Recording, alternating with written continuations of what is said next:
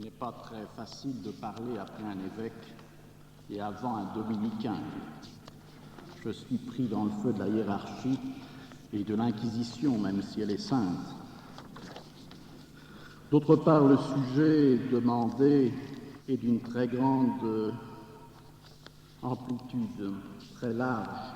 Et pour comprendre la situation de la mariologie aujourd'hui, donc c'est la science théologique qui regarde la Très Sainte Vierge, il faudrait brosser le tableau de l'histoire de la mariologie depuis 40 ans, 50 ans.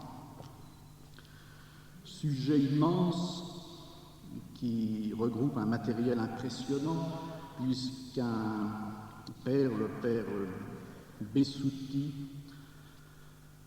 a écrit une bibliographie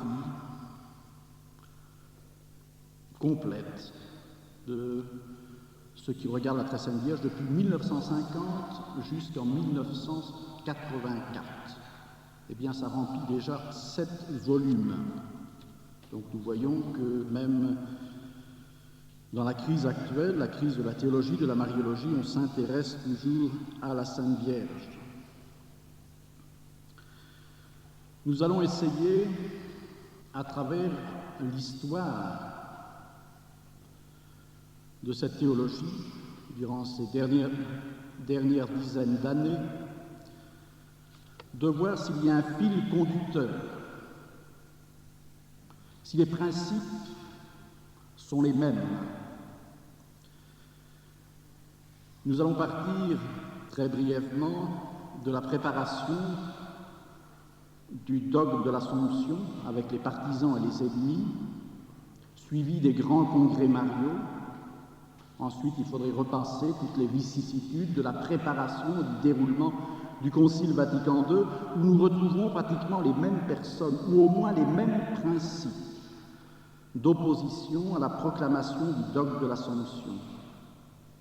Principes qui peuvent se résumer ainsi: ne pas donner trop d'importance à la Vierge Marie pour ne pas créer de difficultés à l'élan écuménique. C'est ce que l'on trouve chez les nouveaux théologiens dans les années 50 et ce qui sera en même temps le mot d'ordre pour le Concile Vatican II, mot d'ordre donné par le pape Jean XXIII. Au moment du Concile, ou juste après, il y a eu le fameux catéchisme hollandais, je dirais, ça a été le creux de la vague, où, d'une manière tout à fait claire, il y a eu l'opposition sur la virginité de la Très Sainte Vierge. Ça a été peut-être le moment le plus tragique pour l'histoire de la mariologie. Et nous terminerons par le discours du Saint-Père, du pape Jean-Paul II, qu'il a prononcé le 29 mai dernier, à l'occasion d'une audience générale du mercredi. Le pape, dans ce discours, interprète ce qu'on appelle le protévangile, c'est-à-dire quelques versets du chapitre 3 de la Genèse, où on annonce le rôle du Rédempteur et de la Très Sainte Vierge.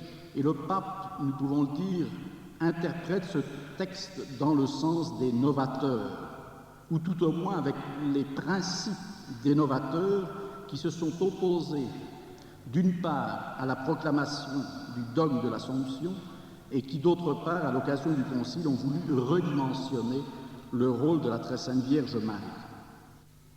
Nous allons essayer de démontrer, en mettant en évidence les principes qui dirigent cette nouvelle théologie, démontrer quels sont ces principes et qui pratiquement sont les mêmes que ceux qui dirigent, qui guident ce qu'on appelle la nouvelle théologie.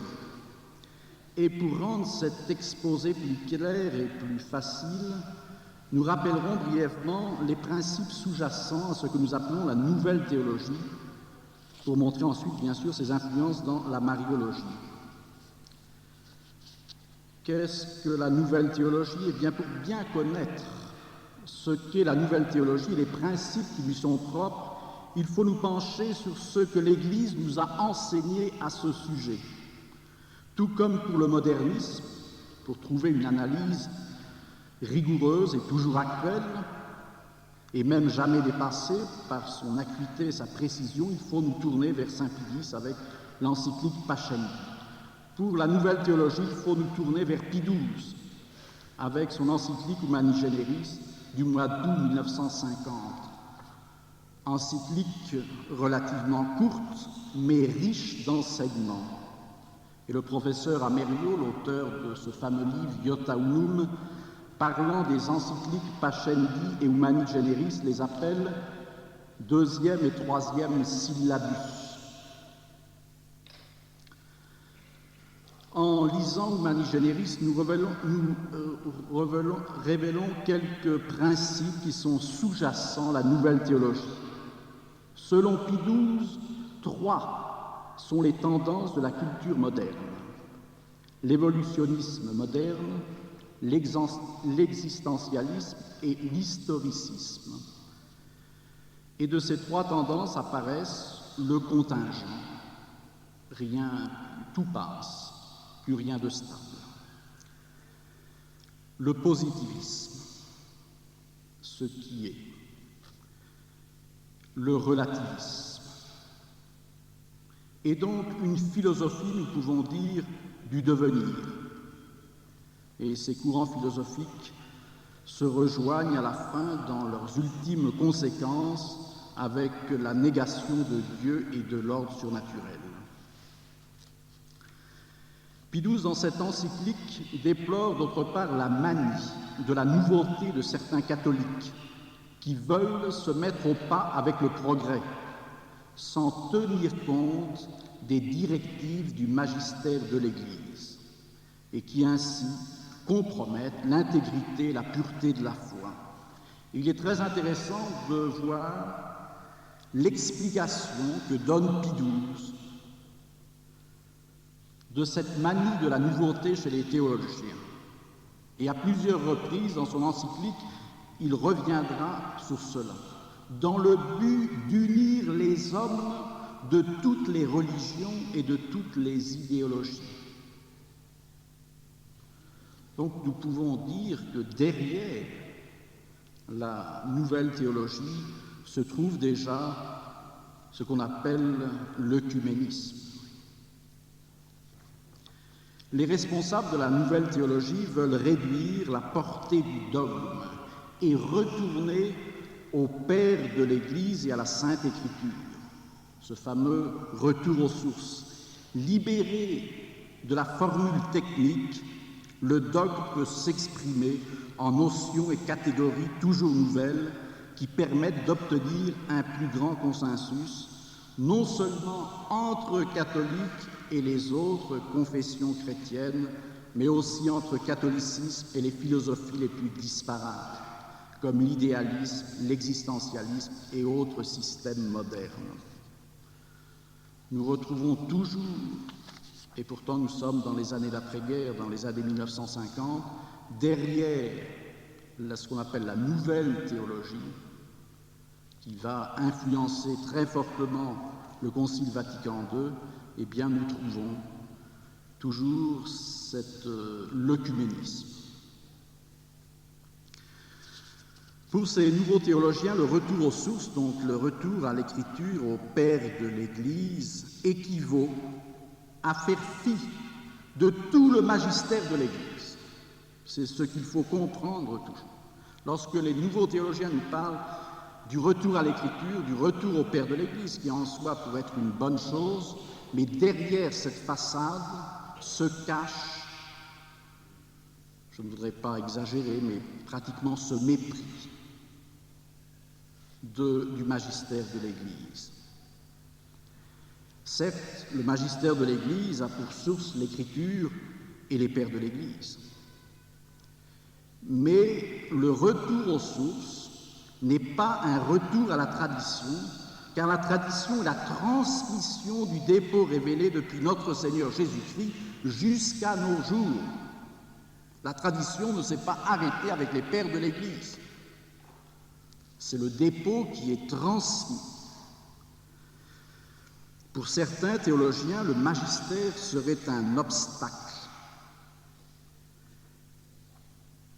Ces nouveaux théologiens veulent aussi être ouverts aux nouvelles philosophies.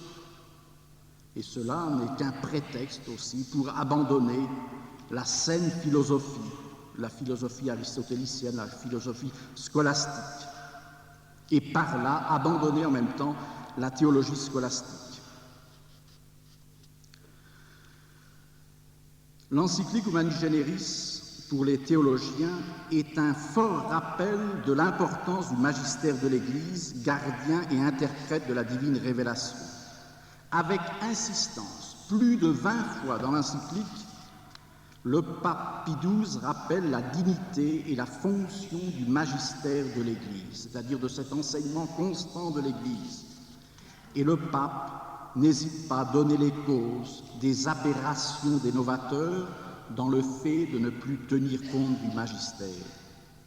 Se soustraire au magistère de l'Église, à l'enseignement de l'Église, est une tentation luthérienne. Et le luthéranisme a humanisé et pulvérisé la religion du Christ pour l'avoir réduit à une expérience personnelle, abolissant entre Dieu et l'individu la médiation de l'Église, c'est-à-dire la médiation du Christ. On ne peut pas séparer le Christ de l'Église.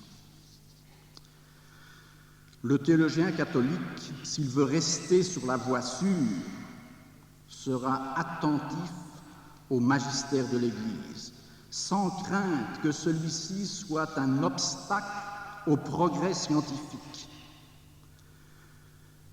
On parle de temps en temps du magistère de l'Église comme un garde-fou, mais je pense que c'est vrai, mais ce n'est pas seulement ça, c'est beaucoup plus. Le magistère, c'est la lumière et la force du théologien. Donc il faut se tenir à l'autorité du magistère de l'Église pour tous ceux qui regardent directement, et je dirais même indirectement, la foi, pour tous ceux qui regardent aussi les questions philosophiques qui ont un certain rapport avec la doctrine. Et en tout cas, il est impossible de traiter les questions de foi indépendamment du magistère de l'Église. Voyons maintenant cette influence de la nouvelle théologie, de ses principes dans la mariologie. Nous allons commencer en parlant brièvement de ce qui est appelé le mouvement marial. Les historiens contemporains reconnaissent deux grands courants qui marquent notre siècle et spécialement les années 50, le mouvement liturgique et le mouvement marial. Le mouvement marial a ses origines tout au début du siècle. Il est né, on peut dire en quelque sorte, avec le pape Saint Pie X, à l'occasion du 50e anniversaire de la définition dogmatique de l'Immaculée Conception. En 1904, le pape Saint Pie X a écrit l'encyclique Ad Diem Illum à l'occasion de ce cinquantenaire. Il a promu aussi à Rome un congrès marial international. Suite à ce départ est né ce qu'on appelle le mouvement dit assomptionniste, qui va aboutir à la définition du dogme de l'Assomption le 1er novembre 1950. Et suivra une période glorieuse pour la mariologie, avec l'année mariale, pour le centenaire de l'Immaculée Conception en 1954. Et c'est à cette époque, plus ou moins, un peu avant et un peu après, que vont naître un certain nombre de fondations qui vont se donner comme but de diffuser, de faire connaître la Sainte Vierge et la doctrine qui regarde la Sainte Vierge. Ce sera l'époque de la fondation des sociétés mariales nationales, des instituts mariaux internationaux, de l'Académie mariale internationale, des chaires de mariologie dans les universités catholiques, les bibliothèques mariales. Et toutes ces fondations générales sont accompagnées aussi de publications spécialisées comme Marianum ou Ephemerides Mariologicae, etc., etc. On trouvera, peut-être un peu avant 1950, je dirais ce que nous avons encore comme grand traité de mariologie, que ce soit l'épicier Michael Bach, ou encore, je pense, le plus important et qui n'a pas été surpassé, il me semble, jusqu'à maintenant, ce traité marial en 4 volumes du père Roschini. Ce grand mouvement marial n'est pas apprécié par tous, et notons 2 mots d'esprit, mais de mauvais esprit, du père Yves Congar à ce sujet. Au lendemain de la définition de l'Assomption, il écrit au marianiste Maurice Villain cette expression dans une lettre, en parlant de ce climat qui s'était créé suite à la définition de l'Assomption. On vit un mariano-christianisme, pour montrer la différence avec la religion chrétienne, un mariano-christianisme avec un air de mépris.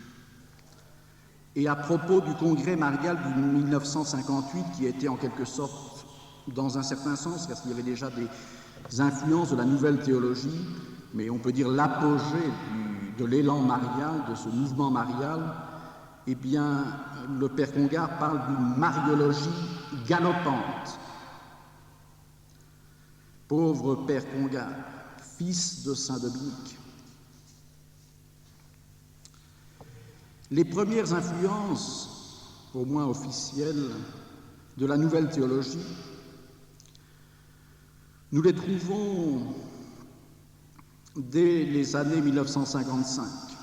Alors il ne faudrait pas croire que dans le mouvement marial, il y a eu une apogée où tout a été très bien, par exemple jusqu'en 1958, et à partir de 1958, tout est à rejeter.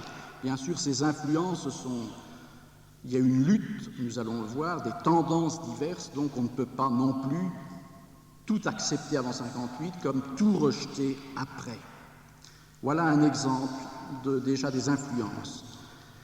On trouve ça dans l'Observatore Romano, donc le journal du Saint-Siège, le 4 septembre 1955.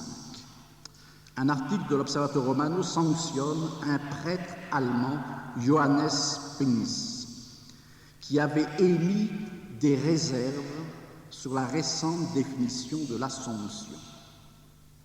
Et voilà comment juge l'auteur, le théologien qui a écrit pour l'Observatore Romano, en parlant de ce théologien.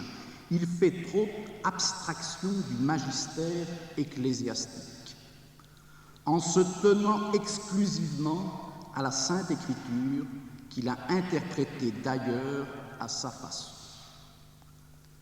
Nous retrouvons tous les principes de la nouvelle théologie. Abstraction du magistère de l'Église, donc de l'enseignement de l'Église, de l'enseignement des papes, retour à l'Écriture, mais puisqu'il n'y a plus l'enseignement des papes, c'est une interprétation personnelle, ce n'est plus l'interprétation de l'Église. Cas typique de l'influence de la nouvelle théologie sur la mariologie.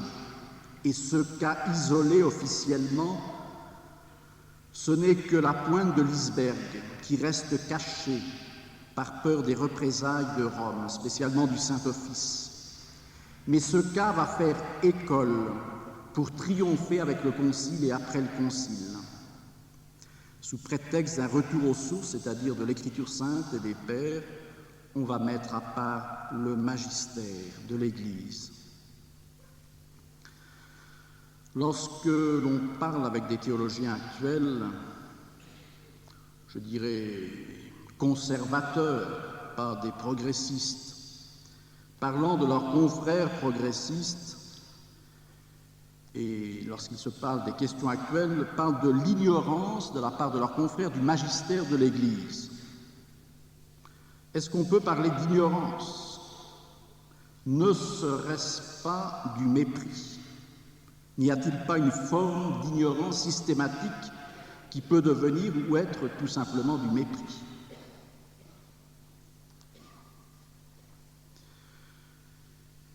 L'état de la mariologie, ou au moins du magistère des évêques.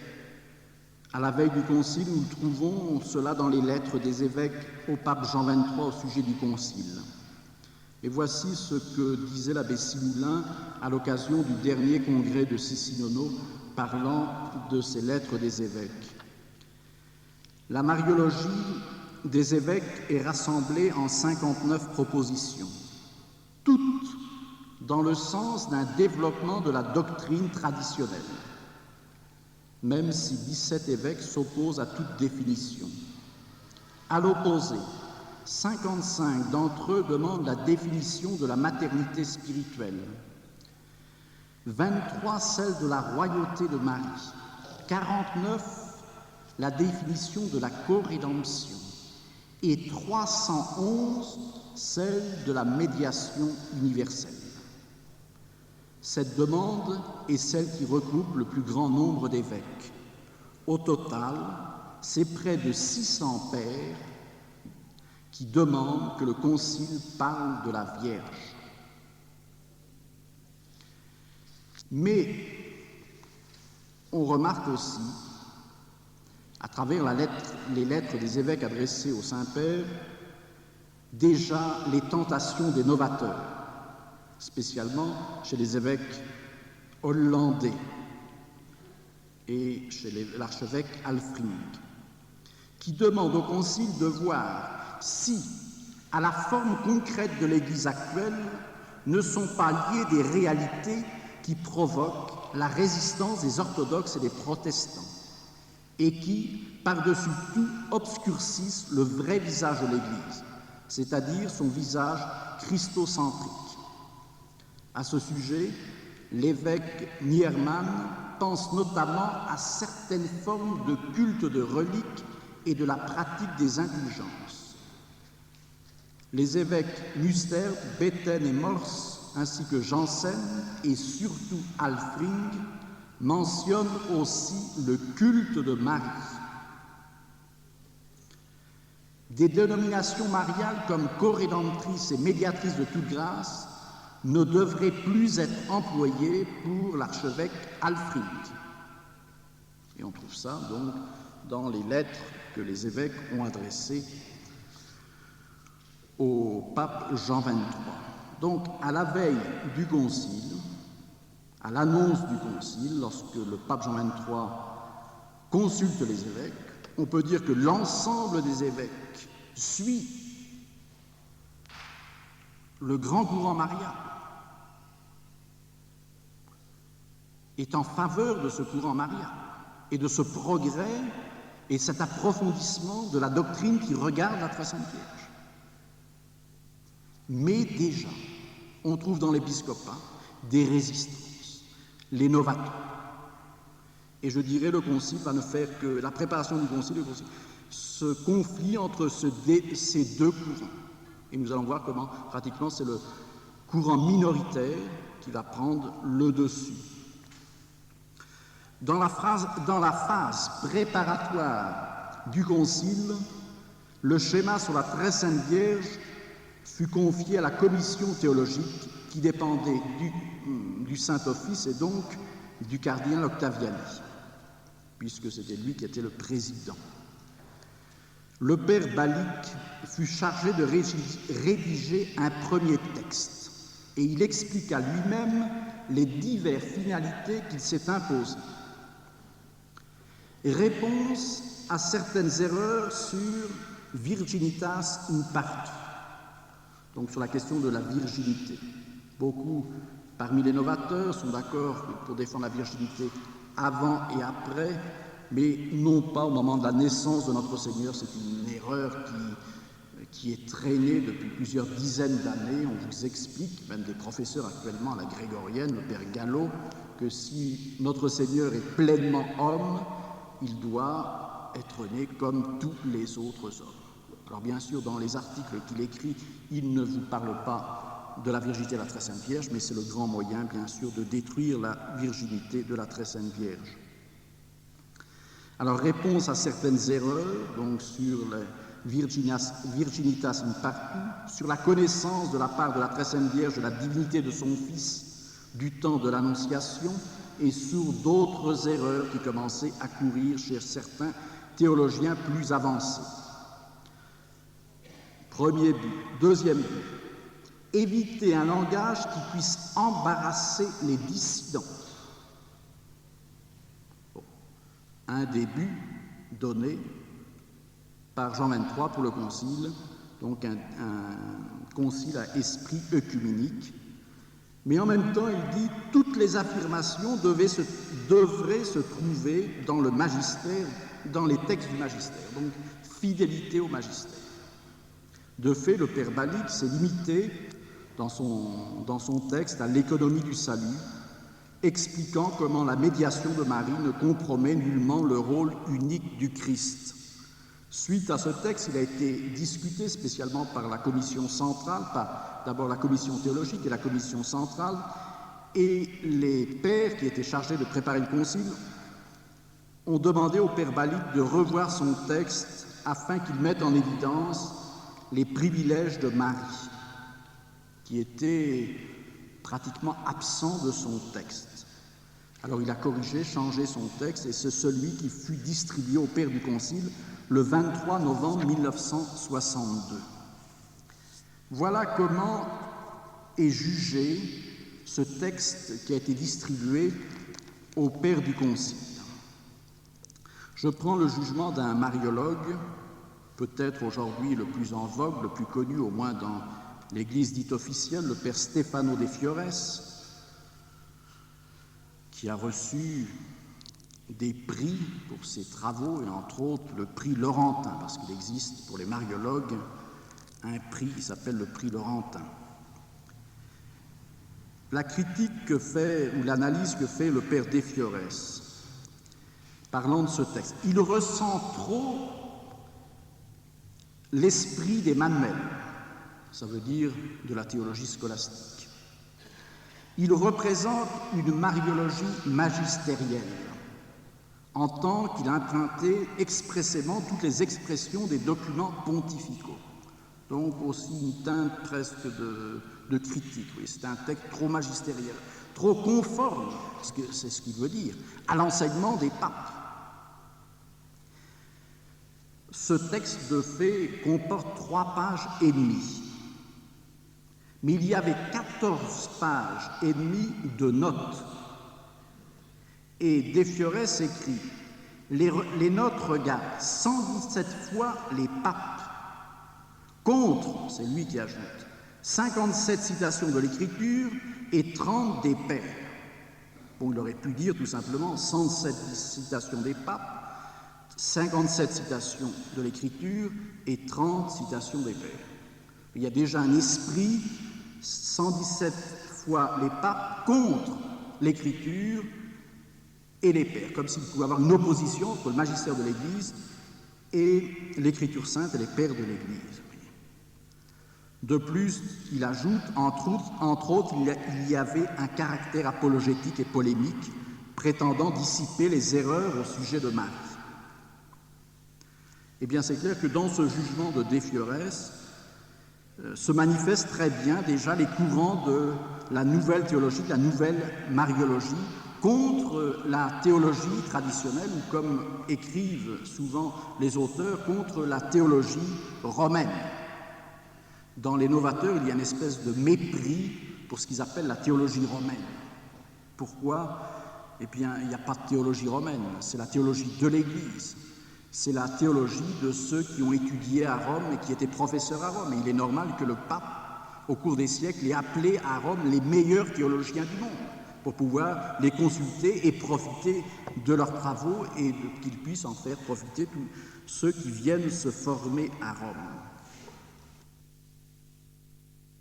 Alors ce schéma, au moment du Concile, au début du Concile, a subi de nombreuses critiques, en particulier de 13 évêques français, lesquels le rejettent parce qu'ils le retiennent imprégné de juridisme, de rationalisme, de latinisme et d'occidentalisme. D'autres l'accusent d'être trop dogmatique et apologétique, pas assez pastoral, christologique, théocentrique, biblique, ecclésiologique et œcuménique. Alors on voit déjà ces deux tendances qui s'affrontent. Bien qu'on puisse faire des réserves et des critiques au texte primitif qui a été proposé au Père du Concile, il était resté quand même fidèle au magistère, même si on aurait aimé que le texte soit d'un ton plus élevé, plus fort, plus conforme au magistère, au dernier enseignement de l'Église, mais il était quand même conforme, même si on a évité tout ce qui pouvait déplaire, comme ils disent, à nos frères séparés. Eh bien, cela ne plaît pas parce que c'est encore trop fidèle au magistère. Donc, le schéma est rejeté. Et il sera rédigé et incorporé avec, dans le cadre de la constitution dogmatique, Lumen Gentium. Lumen Gentium, c'est le texte du Concile qui regarde l'Église. Ce texte du Concile sera très différent du schéma primitif, parce que, comme disent les auteurs actuels, plus biblique, plus écuménique et plus ecclésiologique. Des 117 citations des papes, il n'en restera que 14. Et on voit tout de suite, on bascule. Notons, alors qu'il se veut plus biblique que des 57 citations de la Bible, il n'en restera que 25. Et les novateurs font remarquer que le Concile rejoint ainsi la finalité du mouvement biblique qui consistait à valoriser l'écriture en elle-même sans qu'elle serve à prouver des thèses. Et ça, c'est encore un coup de griffe à la théologie scolastique.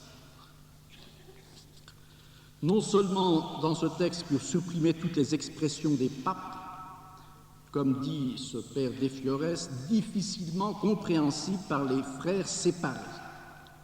Mais le Concile va plus loin puisqu'il exhorte, c'est le Concile lui-même, c'est dans le texte du Concile qui a été approuvé par le pape et les pères du Concile, on exhorte à éviter paroles et faits capables d'induire en erreur les frères séparés, comme si les évêques ou les prêtres avaient l'habitude d'enseigner des erreurs. Derrière cette phrase ambiguë, il est clair que le Concile exhorte à ne plus prêcher dans ce qui regarde le culte et la doctrine envers la très sainte Vierge Marie, tout ce qui peut heurter nos frères séparés, c'est-à-dire spécialement les protestants. Voici un jugement sur le texte du Concile qui me semble assez objectif, même si nous ne sommes pas d'accord avec l'auteur, mais il reflète assez bien la réalité. C'est un jugement du Père Laurentin. En parlant du texte du Concile, il dit « Il représente une tentative d'arbitrage entre la tendance traditionnelle qui voulait la confirmation de la doctrine mariale des encycliques et la tendance qui voulait un retour aux origines en vue de la cause écuménique. Il n'a pas l'intention de cristalliser la foi et la piété des fidèles, mais simplement mettre en sûreté l'essentiel pour permettre de continuer la recherche et le dialogue écuménique. » Bon, là aussi, il y aurait beaucoup à dire, mais je crois que ça reflète assez bien le texte du Concile. On peut dire un texte de compromis, et je dirais que c'est la grande caractéristique pratiquement de tous les textes du Concile. Ce sont des textes de compromis entre la tendance des novateurs qui a peut-être même pris le dessus, qui avait la force au Concile, mais qui a été freinée par ce qu'on appelle les conservateurs. Alors on a essayé de faire un compromis. C'est pour ça que l'on trouve dans le Concile ces ambiguïtés. Et je dirais, c'est la gravité, une des grandes gravités du Concile. Nous ne pouvons pas nous appuyer sur le Concile, parce que si nous trouvons les phrases dans le Concile, et on peut en trouver qui sont en notre faveur, eh bien, les novateurs vont s'appuyer aussi sur le Concile pour prouver leur thèse. Donc, nous ne pouvons pas prendre le Concile comme un texte faisant foi, comme un texte faisant autorité. Ensuite, pour le post-concile, eh bien, on pourrait résumer que la théologie mariale, pour la théologie mariale, que c'est l'écroulement de la théologie spéculative, de tout ce qui regarde la théologie dogmatique. Les théologiens ne font plus ce qu'on appelle de la théologie, mais l'histoire de la théologie mariale. Et si vous prenez les bibliographies actuelles qui regardent les années 1960 jusqu'à maintenant, il n'existe plus ce qu'on appelle un manuel de mariologie, traitant d'une manière très précise tout ce qui regarde la Très Sainte Vierge. Ça n'existe pas, bien que je vous ai dit qu'il y ait des publications, un nombre énorme de publications qui regardent la Très Sainte Vierge. Il n'y a plus de manuel de théologie mariale, il n'y a plus de texte de mariologie complet. Par contre, on trouve beaucoup d'histoires de la mariologie, Marie dans l'histoire. Et je pense qu'il est assez significatif, c'est les grands, ça existe encore, il n'y a pas qu'ici, il y a des congrès mariaux, mais il existe encore les grands congrès mariaux internationaux. Eh bien, voilà les études qui ont été faites. En 1967, à Lisbonne, c'était le culte de Marie au 1er siècle. À Zagreb, en 1971, le culte de Marie au 6e et 11e siècle. À Rome, en 1975, le culte de Marie au 12e et jusqu'au 15e siècle. À Saragosse, en 1979, le culte de Marie au 16e siècle. Et en 1983, le culte de Marie au 17e et 18e siècle. C'est tout à fait typique, je dirais même, de l'enseignement actuel de la théologie. Si vous prenez les universités actuellement pontificales, où on enseigne la théologie, il n'y a plus, à proprement parler, de cours de théologie, mais des cours où on enseigne l'histoire de la théologie. Alors on voit l'Eucharistie chez saint Augustin, l'Eucharistie chez saint Thomas d'Aquin, l'Eucharistie au moment du Concile de Trente. On vous expose ces doctrines, on ne porte pas de jugement. Voilà ce que l'Église enseignait au XVIe siècle, voilà ce qu'elle a enseigné au Moyen Âge. On peut dire que la mariologie, en quelque sorte, s'est réfugiée dans l'histoire.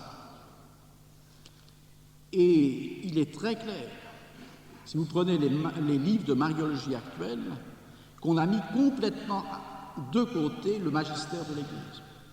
On peut, par exemple, il y a un livre qui est, je pense, c'est le grand livre actuel qu'on trouve sur la mariologie dans Marie dans la théologie contemporaine.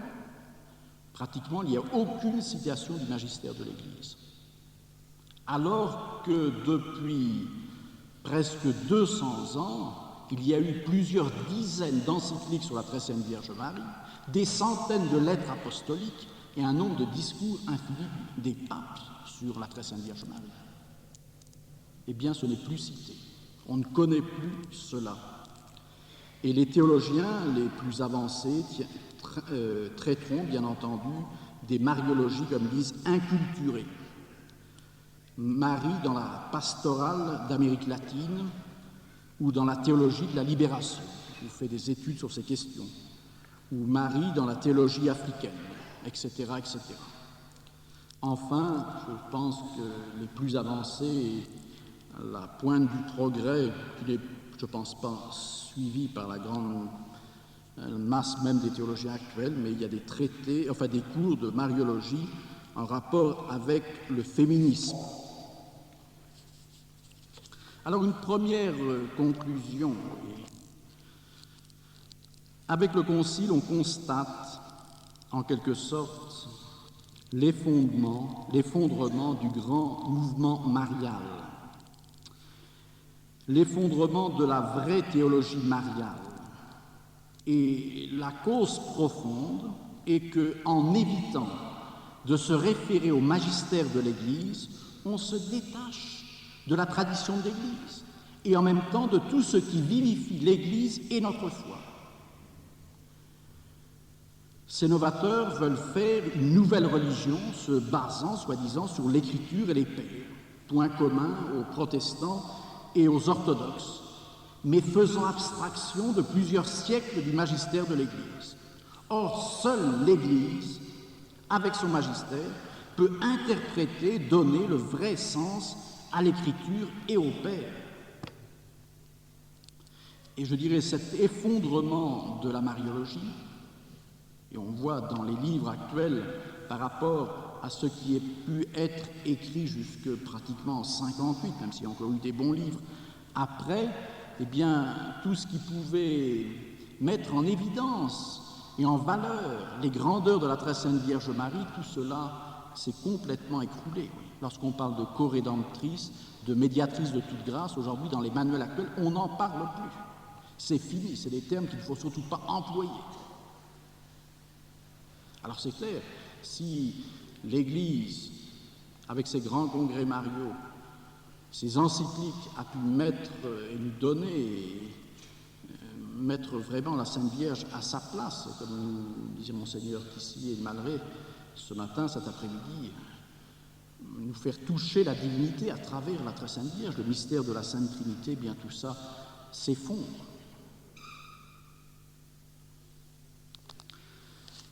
Alors il y a un fait, je dirais, qui est triste, mais qui est révélateur. Je vous ai dit un mot au départ de ce discours de Jean-Paul II à l'occasion de l'audience du 29 mai 1996, donc cette année. C'est très significatif. Je vous lis, vous trouvez ça non seulement, c'est la traduction de la documentation catholique. Le pape dit « La tradition, le magistère », tradition avec un grand T, magistère avec grand M, ont vu dans ce qu'on appelle le protévangile, donc Genèse chapitre 3 verset 15, une source scripturaire de la vérité de l'Immaculée Conception de Marie. Ce texte inspiré à partir de l'ancienne traduction latine, elle t'écrasera la tête. De nombreuses représentations de l'Immaculée qui écrase le serpent sous ses pieds. Bon, cette affirmation tout à fait juste de la part du pape. Ensuite, il continue, et je ne saute aucun passage. Nous avons eu déjà l'occasion de rappeler que cette traduction ne correspond pas au texte hébreu, où ce n'est pas la femme, mais bien sa descendance qui écrase la tête du serpent. Le texte n'attribue donc pas à Marie, mais à son fils, la victoire sur Satan. Alors, il faut réfléchir un peu. Vous voyez, le pape rappelle l'interprétation que l'Église a toujours donnée, tradition magistère, sur ce qu'on appelle le protévangile.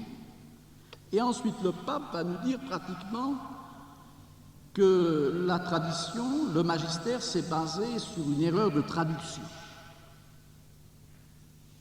Alors je pense, si nous sommes fils de l'Église catholique, nous croyons à la tradition, ce que représente le magistère, on devrait avant tout se poser la question, puisque l'Église nous enseigne cette vérité, nous donne cette interprétation de ce passage de l'Écriture, qui est très important, eh bien peut-être que c'est nous que nous avons mal compris ou les traductions nous semblent peut-être pas conformes, mais c'est une question grammaticale. Et c'est là où devrait plutôt à faire une recherche, mais pas à penser que c'est le magistère ou la tradition qui s'est trompée.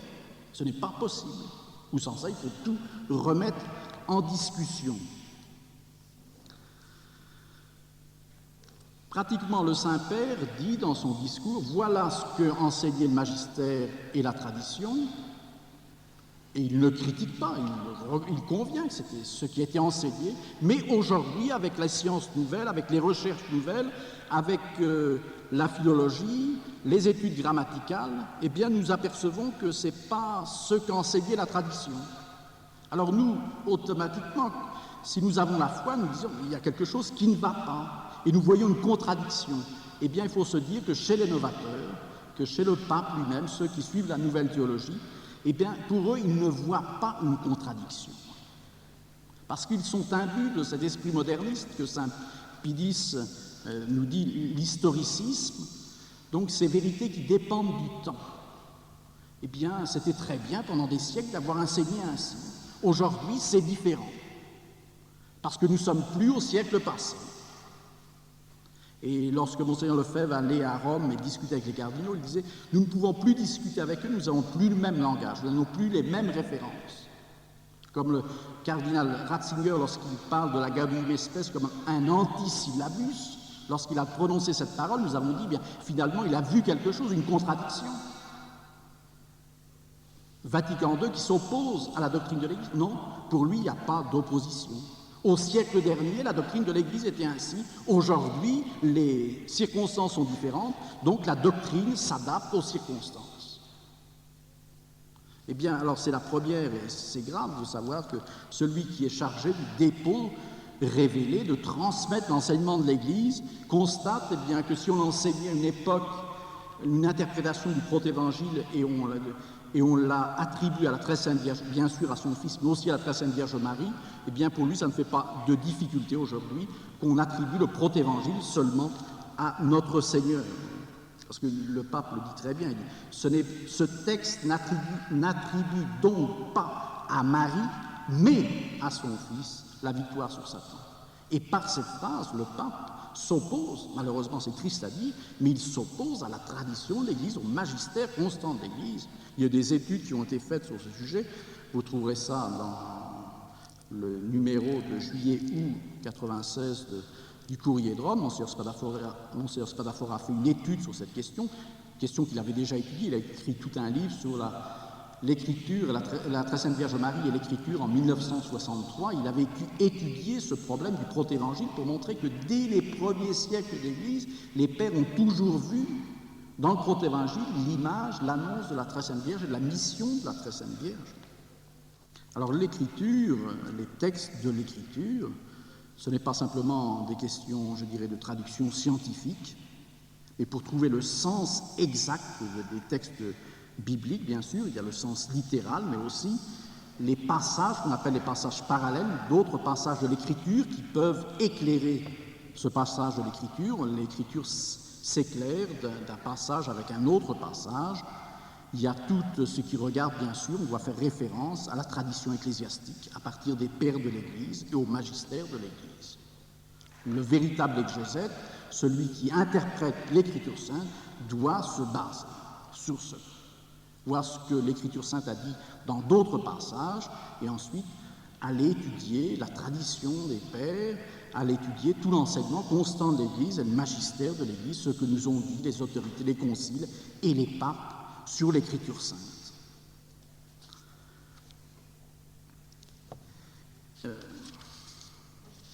D'autre part,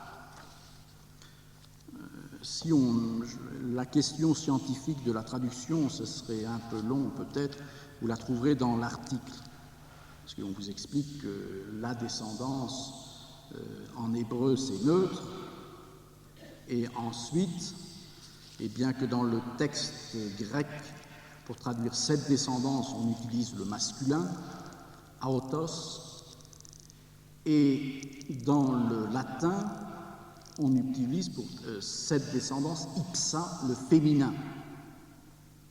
Je pense que Saint Jérôme, ou ceux qui ont traduit à cette époque la Bible, savaient très bien ce qu'ils faisaient. Et il est curieux de voir que, quand même, je pense qu'avant notre époque, il y avait des latinistes et des gens très compétents en grec et en hébreu, n'ont jamais vu et soulevé le problème.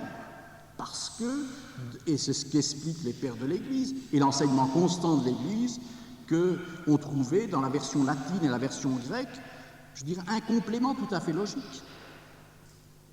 On voyait aussi bien notre Seigneur que la Très Sainte Vierge dans l'explication du protévangile.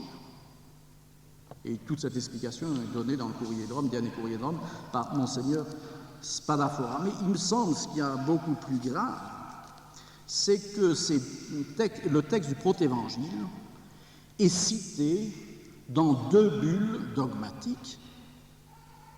Le pape Pie IX, dans Ineffabilis Deus, la bulle de la définition de l'Immaculée Conception, le 8 décembre 1954, cite le protévangile, le passage du protévangile, et de même Pie XII, du 1er novembre 1950, dans sa bulle pour la proclamation de l'Assomption. Et c'est un texte sur lequel les papes se basent pour prouver que ce soit l'Immaculée Conception et aussi l'Assomption de la Très Sainte Vierge. Est-ce qu'on peut trouver des textes qui ont une valeur plus grande que des définitions dogmatiques dans le magistère de l'Église? Ces textes définissent d'une manière infaillible, bien sûr, ils définissent, si vous voulez, l'infaillibilité elle-même, regarde la définition de l'Immaculée Conception et de l'Assomption, mais l'ensemble du texte où on cite l'Écriture sainte est très important, et c'est très grave de ne pas tenir compte et de ne pas citer ces deux textes lorsqu'on interprète le protévangile. Un professeur de séminaire, lorsqu'il explique aujourd'hui le protévangile, est obligé de citer ces textes. C'est l'interprétation la plus authentique et la plus solennelle qu'a pu donner l'Église jusqu'à maintenant. Alors faire fi de ces deux textes, c'est extrêmement grave, parce que c'est de se détacher non seulement de deux proclamations infaillibles, mais il ne faut pas oublier que ces deux proclamations de dogme s'appuient sur toute la tradition de l'Église. Et je dirais que ce soit Pie XII ou Pie IX, dans leur proclamation, justement, nous montrent et insistent pour montrer que ces vérités se trouvent dès le début de l'Église. Elles ont été se trouver dans l'Écriture sainte, dans la tradition. Alors je pense que c'est extrêmement grave et ça nous montre comment, malheureusement, le pape est complètement imprégné de ce qu'on appelle la nouvelle théologie, de ce qu'on appelle l'esprit moderniste, vous voyez, cet historicisme. Bien sûr, le pape ne critique ni le dogme de l'Assomption, ni de l'Immaculée Conception, et ni des explications que donnent ses prédécesseurs, ni l'interprétation du protévangile. Pour lui, ce qu'a dit Pie IX et à l'occasion du protévangile, il dira « mais c'était la doctrine de l'époque, les circonstances de l'époque, c'était très bien ». De même le pape Pie XII. Mais aujourd'hui, les recherches actuelles, la science moderne, on est dans d'autres conditions. Et donc, eh bien, il faut se conformer et adapter la doctrine de l'Église à ces nouvelles conditions. Et cela, il faut le dire, vous voyez, certainement dans un esprit œcuménique. Vous voyez. Pourquoi vouloir insister sur le protévangile et ne donner qu'une explication qu'il regarde notre Seigneur et pas la Sainte Vierge? Et vous savez bien que les protestants, Luther lui-même parle de la Sainte Vierge et a écrit beaucoup sur la Sainte Vierge. Il croit à la virginité de la Sainte Vierge. Mais pour les protestants, Luther, les protestants, eh bien, la Sainte Vierge reste, si vous voulez, un exemple pour les chrétiens, mais n'a aucune participation, aucun rôle dans la rédemption. Et ce que reproche aux catholiques, c'est justement de donner un rôle important à la Très Sainte Vierge dans la rédemption. Mais ce ne sont pas les catholiques qui ont inventé ça se base sur le protévangile, sur l'Écriture sainte. Alors le pape, vous voyez, pour se mettre au même niveau des protestants, eh bien, réinterprète d'une manière protestante la Sainte Écriture. Oui.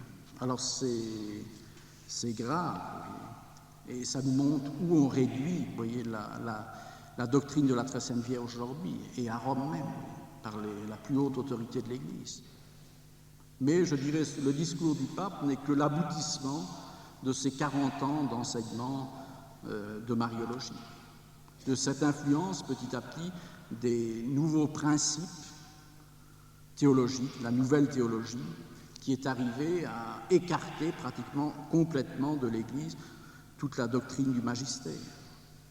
Alors il faut conclure, une ultime conclusion, eh bien quitter le magistère, qui est l'expression de la tradition, pour un soi-disant retour aux sources, ce serait un peu quitter nos cathédrales, quitter nos beaux sanctuaires,